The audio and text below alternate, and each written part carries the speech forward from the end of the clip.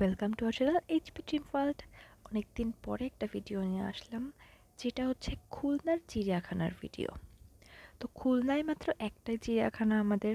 ঢাকায় যেরকম একটা ন্যাশনাল জু আছে বা অন্যান্য বিভাগীয় ডিস্ট্রিক্টে যেমন একটা ন্যাশনাল জু আছে, এখানেও একটা আছে। তো আমাদের জুটার নাম হচ্ছে বনবিলাস জু। তো খুলনায় এটা মোটামুটি খুব ছোট না, আবার খুব বড়ও না, মাঝারি সাইজের একটা জু। তো এখানে হচ্ছে 2 দিন আমরা গিয়েছিলাম, সেই 2 দিনের ভিডিও একসাথে করে একটি ভিডিও। তো একদিন আমরা গিয়েছিলাম শীতের দিকে, একদিন আমরা গিয়েছিলাম গরমের দিকে। জুতে ঢুকতে গেলে এই সামনের রাস্তাটা অনেক সুন্দর, যদি ফাঁকা থাকে তাহলে এরকম সুন্দর ফাঁকা, আর যদি লোকজন থাকে কোনো ছুটির দিনে তাহলে এইরকম ঘিজিমিজি টাইপের হিবিজিবি হিবিজিবি, মানে রাস্তা ভরা থাকে, কোনো ভালো সুন্দর ছবি আসবে না, কেমন একটা লোকজন যুক্ত ছবি আসবে। তো যাই হোক, একবার হচ্ছে আমরা যেবার ভাইয়ের সাথে গিয়েছিলাম গরমকালে, তখন হচ্ছে ভাই এরকম শুধু মার সাথেই ঘুরে বেড়াবে। তো পিসির হাত টেনে টেনে সে নিয়ে যাচ্ছে, একটা বাঘ তাও যাবে না, সে সামনেই হাঁটবে। তো তারপরে হচ্ছে আমরা বনবিলাস জুর মধ্যে ঢুকে গেলাম। তো জুর মধ্যে ঢোকার আগে ওই রাস্তায় আবার একটা এরকম সাপের কর্নার আছে, যেটা হচ্ছে 20 টাকা টিকিট কেটে ঢোকা যায়, এবং জুতে ঢুকতে গেলেও কিন্তু আপনার টিকিট কাটতে হবে। তো বনবিলাস যে পার্কটা আছে, শিশু পার্ক, তো শিশু পার্ক থেকে একটু সামনের দিকে হেঁটে আসলেই আপনারা বনবিলাস জুটা পেয়ে যাবেন। এই যে চিড়িয়াখানা, তো চিড়িয়াখানার মধ্যে ঢুকতেই এরকম একটা উঁচু জায়গা আছে, যেখানে চিড়িয়াখানা লেখা দেখতে পাচ্ছেন উপরে, ওখানে আপনারা একটু বসতে পারবেন। তো ঢুকতে গেলে এরকম একটা লেকের উপর দিয়ে কাঠের সেতু পার হয়ে তারপরে হচ্ছে ঢুকতে হয়। তো আমরা এবার দেখা শুরু করে দিলাম চিড়িয়াখানার প্রাণীদের। তারপরে হরিণ দেখলাম, তারপরে হরিণের আগে যেটা দেখলাম ওটার নামটা ঠিক মনে নাই। হরিণের খাঁচার মধ্যে যে এতগুলা হরিণ ছিল, আর হরিণগুলো অনেক দূরে দূরে ছিল, এই জন্য খুব একটা ভালো দেখা যাচ্ছিল না। তবে আমরা কাছ থেকেও হরিণ দেখছি। তো হরিণগুলা শিং দিয়ে লড়াই করতেছিল। তো এরপরে আমরা দেখতে গেলাম হচ্ছে ভাল্লুক। 2টা ভাল্লুক ছিল। একটা ভাল্লুক ফার্স্টের দিকে ঘরের মধ্যে শুয়েছিল, পরেও আবার বের হয়েছিল। তো এই ভাল্লুকটা শুধু নাচানাচি করতেছিল, একবার বেয়ে বেয়ে ওঠে, একবার গাছের মধ্যে উঠে যায়, একবার বসতে যায়। তো এই ভাল্লুকের কাছে এসে সবাই আবার খুব সুন্দর মানে ছবি তুলতেছে, পোজ দিচ্ছে। মানে আর কি, মা, আমি, আমার ফ্রেন্ড, আমার হাজবেন্ড, সবাই। তো ভাল্লুকটাকে আমি আবার ডাকতেছিলাম যে হাই ভাল্লুক, হাই ভাল্লুক। ও যে কত রকম মানে অঙ্গভঙ্গি করতেছিল, এই যে দেখেন কেমনে কেমনে বেয়ে বেয়ে উঠতেছে, কি কি করতেছে। মানে ওকেই ঘন্টা খানিকক্ষণ ধরে দেখছি, মানে এত অদ্ভুত অদ্ভুত কাণ্ড করে। এই দেখেন এবার গাছ বেয়ে উঠতেছে, তারপরে গাছ বেয়ে নামবে, তারপরে আবার একটু পরে আরেকটা অদ্ভুত কাহিনী দেখতে পাবেন। এই যে ওই ঝুলতেছে, দেখেন কেমনে ঝুলতেছে। তো এই ভাইও যখন আসছে, তো ভাইও অনেকক্ষণ ধরে ভাল্লুক দেখছে। আমরাও যখন গেছিলাম তখনও আমরা অনেকক্ষণ ধরে ভাল্লুক দেখছি। কেন জানি ভালোই লাগতেছিল ওর অ্যাক্টিভিটিস দেখতে। এবারে দেখেন সেই মজার কাহিনীটা, মানে ও এবার আস্তে আস্তে কোনো মতে উঠতেছে, নড়তে পারে না, মানে অলস প্রকৃতির একটা। তো যাই হোক, তারপরে ও এবার এসে ঠাস করে শুয়ে পড়বে এর উপর, শুয়ে পড়ে ও রেস্ট নেবে। এই যে বললাম 2টা ভাল্লুক, এই দেখেন আরেকটা ভাল্লুক এবার ঘর থেকে বের হয়েছে, আর ও হচ্ছে এভাবে শুয়ে আছে, এই যে শুয়ে পড়লো ঢপাস করে। তারপর আমরা কিছুক্ষণ দেখে টেখে ওর পাশে আবার দাঁড়ায় দাঁড়ায় পোজ দিলাম। তো এই ভাল্লুকটার খাঁচার অপোজিটেই হচ্ছে বাঘের খাঁচা, আর তার সামনে একটা সুন্দর গাছ আছে, এই গাছটা যখন হালকা ব্রাউনিশ পাতা হয় তখন খুব ভাল লাগে। তো আমি, মা, আমার ফ্রেন্ড সবাই আবার এই ফাঁকা জায়গাটা পেয়ে একটুখানি হেঁটে নিল, কারণ ফাঁকা জায়গা তো সচরাচর পাওয়া যায় না। তো ভালোই লাগতেছিল এই ফাঁকা জায়গাটায়। তো ফাঁকা জায়গাটায় খানিকক্ষণ হাঁটাহাঁটির পরে হচ্ছে আমরা দেখতে গেছিলাম হচ্ছে বাঘ। চলেন তাহলে বাঘ দেখে আসি। তুই তো হাঁটতেই পারতেছ না।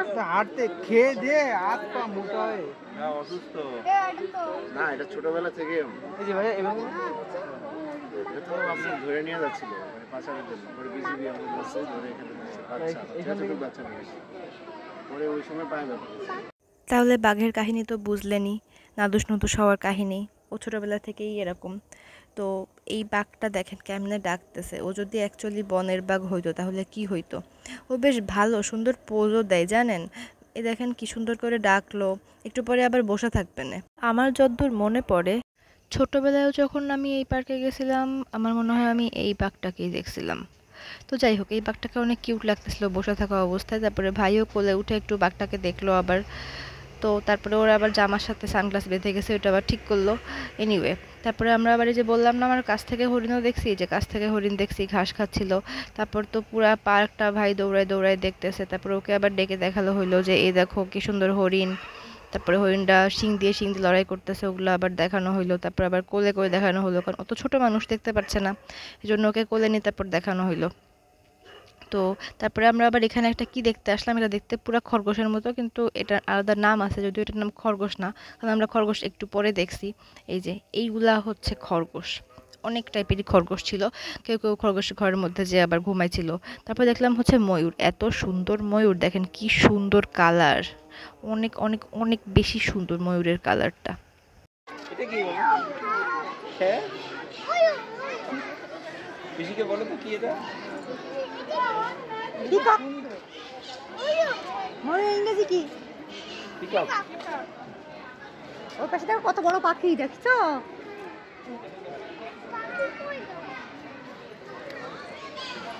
উট পাখির ওটা তো পুরো লোম পড়ে গেছে। এরপর দেখলাম হচ্ছে ধনেশ পাখি, ধনেশ পাখি দুইটা ছিল। তো এইটা হচ্ছে একটা সাইড থেকে ভিডিও করা। তো ভাই আর পাখি দেখবে না, ও মামার হাত ধরে টেনে নামায় নিয়ে চলে যাচ্ছে। এই যে ও আর পাখি দেখবেই না, নেমে যাচ্ছে। তারপর আমরা দেখলাম একটা মজার জিনিস, ওই যে কয়দিন আগে সান্ডা ভাইরাল হইলো না, এই যে এইটা, অ্যাকচুয়ালি এটার নাম সান্ডা না, এটা হচ্ছে বাংলাদেশি গুইসাপ আর কি, যাই হোক মানে গুইদারেল আর কি যেটাকে বলে। তারপরে আসলাম উট পাখির খাঁচার সামনে। উট পাখিটা কাছে চলে এসে ঠোকর দিতে চাচ্ছিল, বাট খাঁচা ছিল, পারতেছিল না। আই থিঙ্ক মুখটা সুচালু হলে ঠোকর দিয়ে দিত। বাট এইটার কি নাম জানি না, এটা মনে হয় ইমু পাখি, maybe, I am not sure, ভুলে গেছি। তো এইটা হচ্ছে যে ধনেশ পাখি। তো ধনেশ পাখিটা ঠোঁটটা এত লম্বা, বাপরে, আর কালারটাও একটু হালকা ইয়েলোইশ। আর এই যে কুমিরটা দেখি ম্যাক্সিমাম টাইমে এমনে শুয়ে থাকে। আমি দুদিন গেছিলাম, তো ওই দুদিনই এমনে শুয়েছিল। ঢাকায় গেছিলাম, তখনও দেখলাম যে কুমিরটা জলে থাকে না, কেন বুঝলাম না, এরা কি বেশিক্ষণ জলে থাকে না, না কি থাকতে ইচ্ছা করে না। তো আর এটা হচ্ছে পাখির খাঁচা, পাখির খাঁচার মধ্যে তো পাখি উড়ে যাবে, এই জন্য পুরা খাঁচাটা হচ্ছে একদম, মানে পুরা খাঁচাটাই বক্স দিয়ে রাখা, উপরেও আটকানো, যাতে পাখিটা উড়ে না যায়। তো ওরা এর মধ্যেই ওড়াউড়ি করে। তো এরপরে হচ্ছে সাপ দেখলাম, ওই যে দেখেন ঘাসের মধ্যে থেকে মাথা বের করে দিয়ে রাখছে। এরপরে দেখলাম আর একটা ময়ূর, তো এই ময়ূরের পালক দেখা যাচ্ছে, আর ওটা ছিল হচ্ছে বডির কালার, পালকটাও কি সুন্দর। তো তারপরে ও এসে আবার কি যেন দেখতেছে, এটা জলের মধ্যে কি যেন একটা ছিল। তো ভাই নাচতেছে, নাচতে নাচতে দেখতেছে। আসলে বাচ্চারা হচ্ছে এখানে আসলে খুব বেশি মজা পায়, কারণ আমরা তো রাস্তাঘাটে নর্মালি হচ্ছে দেখি গরু, ছাগল, বিড়াল এইসব দেখে বেড়াই, কিন্তু এখানে আসলে বিভিন্ন রকমের পাখি টাখি, তারপরে আর অন্যান্য কিছু দেখা যায়। তো এটা হচ্ছে কোবরা সাপ দেখতেছিল। তো এই আর কি, বাচ্চারা এটা দেখে ম্যাক্সিমাম টাইম খুশি হয়, এছাড়া আর কিছুই না। এই কারণে বড়দের থেকে বাচ্চাদের নিয়ে শিশু পার্কে আসলে বেশি মজা, কারণ ওরাও হচ্ছে এগুলো দেখে মজা পায়, সাথে সাথে আমরা বড়রাও। তো ওই শিশু পার্কের পাশে একটা ফাঁকা জায়গা আছে, ফাঁকা জায়গা মানে শিশু পার্ক থেকে বের হয়েই হচ্ছে শিশু পার্কের মধ্যে দিয়ে আসলে এরকম সুন্দর একটা পুকুরের মধ্যে এরকম হেঁটে যাওয়ার রাস্তা, তারপরে একটু দাঁড়ানোর জায়গা, সুন্দর ভিউতে ছবিও তোলা যাবে। তারপরে আবার মাঠও আছে। তো এই যে এটা হচ্ছে মাঠের এরিয়া। তো এইখানে হচ্ছে চাইলে কেউ প্রোগ্রামও করতে পারে আই থিঙ্ক। তো এই মাঠটা এত বড়, তো মাঠের মধ্যে দৌড়ায় অনেক মজা। তো এইখানে এই দেখেন এই স্পেসটাতে না খুব সুন্দর সুন্দর ছবি তোলা যায়। তো কেউ ফটোশ্যুট করতে চাইলে এখানে এসে করতেই পারে। তো আমরাও দাঁড়াই কিছুক্ষণ ছবি টবি তুললাম, এই যে সেলফি তুলতেছিলাম। তো এক একজন এক এক দিকে তাকায় থাকে, ডেকে ডেকে বলতে হয় একটু তাকাও একটু তাকাও। যাই হোক, তো মজা করলাম। আমি যে কতবার যাই হোক বললাম আজকে ভয়েস ওভারের মধ্যে। তো এরপরে আমরা মাঠের দিকে যাচ্ছিলাম, মাঠের দিকে গেলাম। তো মাঠের দিকে যাওয়ার আগে জুর ভিতরেই আরেকটা জায়গা, এই যে এইটা, তো এইটাও একটা পুকুরের পাশে। তো এইখানে অনেক সুন্দর সুন্দর আম গাছ আছে। তো যে পুকুরের ওপারে যেটা দেখা যাচ্ছে ওইখানেই হচ্ছে সেই বড় মাঠটা। তো আমরা এই সাইডে এসে দাঁড়াই, কয়েকটা ছবি তুললাম, কিছুক্ষণ বসলাম। এর মধ্যে আবার বৃষ্টি চলে আসছিল। তো বৃষ্টি চলে আসার পরে আমরা ওইখান থেকে তাড়াতাড়ি করে একটুখানি ছবি তুলে বের হয়ে চলে আসলাম, কারণ বৃষ্টি বেশি অনেক পড়তেছিল। দেখেন পিছনের পুকুরে দেখলে বুঝতে পারবেন যে বেশ খানিকটা বৃষ্টি পড়তেছিল। তো আমরা একটু আম গাছের ছায়ায় দাঁড়াইছিলাম কিছুক্ষণ, যদিও বৃষ্টি মানায় না। তারপরে মা, আমি সবাই মিলে একটু ছবি টবি তুললাম। তারপরে হচ্ছে ওই যে যেখানে থেকে ওই যে দেখেন পিছনে দৌড় দিয়ে উঠে গেল। তো ওইখান থেকে আমরা হেঁটে নামছিলাম, উঠলাম, তারপরে এখানে কিছুক্ষণ দাঁড়াইলাম, তারপরে আমরা এখান থেকে বের হয়ে গেলাম। তো বের হয়ে যেই ফাঁকা রাস্তাটা ছিল, তো ফাঁকা রাস্তা দেখে আমরা একটু রং ঢং করলাম, রং তামাশা করলাম। আমি আর আমার ফ্রেন্ড নাচানাচি করলাম, তারপরে আমার ফ্রেন্ডও আবার নাচানাচি করলো। আমরা হাত ধরে এদিক সেদিক গেলাম, মানে আমাদের রং ঢঙের আর কি শেষ হয় না। মানে আমরা দুই ফ্রেন্ড একসাথে থাকলে যে কত রং তামাশা করি। এই দেখেন আমি এবার টিনটিন করে নাচতে নাচতে আসতেছি। এরপর আমি আমার বরের সাথে একটু ভিডিও করতেছিলাম যে আসো একটু ছবি তুলি। এই বান্দার সাথে ছবি তুলতে গেলে কেমন যেন একটা হয়ে যায়, দূরও ভালো ছবি ওঠে না। এনিওয়ে, তো এই রাস্তাটা আসলে ফাঁকা থাকলে না, এটা এত সুন্দর পিকচার পারফেক্ট, যদি কেউ ফটোশ্যুট করতে চায় এই রাস্তাটাও করতে পারে। কিন্তু বাই চান্স যদি ভিড়, এই যে এরকম, এই দেখেন ও হাঁটতেছে আর কতগুলা লোক চলে আসছে, তো এইরকম যদি লোক চলে আসে তাহলে আর ছবি ভালো হবে না। তো যাই হোক, তো ও কিছুক্ষণ নাচানাচি করলো। আর এই জায়গাটা কোথায় বলেন তো? ওই যে একটু আগে দেখছিলেন না, ওই যে ভাল্লুক আর বাঘের খাঁচার মাঝামাঝি ওই জায়গাটা। আর এইটা কোথায় বলেন তো? ওই যে মাঠটা, ওই যে আমি বললাম না একটা পুকুর, তার সাইড দিয়ে মাঠ, দৌড়াইতে ভাল লাগে। তো এই দেখেন মা দৌড়াইতেছে। তবে আসলে আমাদের হয় কি, আমাদের মাটিতে খালি পায়ে হাঁটাটা খুবই জরুরি, কারণ মাটির সংস্পর্শে আমরা খুবই কম যাই, তো খালি পায়ে মাটিতে হাঁটা খুবই ভালো। তো এই জন্য মাঠ পেয়ে আমরা সবাই একটু খালি পায়ে দৌড়াদৌড়ি করে নিলাম। তো সেই মাঠেই আবার ভাইকে নিয়ে আসছিলাম। তো ভাইও পুরা মাঠ পেয়ে তো দৌড়াদৌড়ি, তো ও জাম্পিং জাম্পিং করে যাচ্ছে, তার মানে জাম্পিং জাম্পিং হাঁটিং হাঁটিং।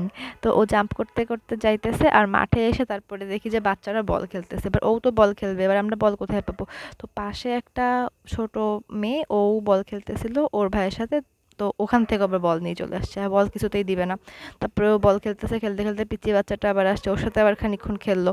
তারপরে ওর জন্য আবার একটা ছোট রাবারের লাইট জ্বলে এরকম কি একটা আনা হইলো, মানে বল টাইপের আর কি, জাম্প করে। তো ওইটা দিয়ে আবার ও খেললো, আবার ঘেমে যাচ্ছে বলে মামি আবার ওকে জল খাওয়াই দিচ্ছে, গা মুছাই দিচ্ছে।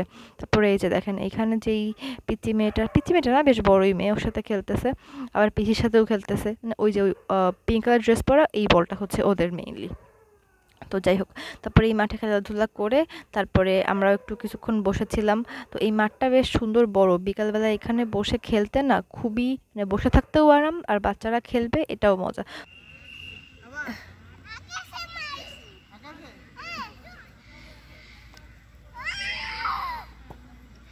এই বেশি দূর যায়নি তো, ও এখন বেরোতে হবে।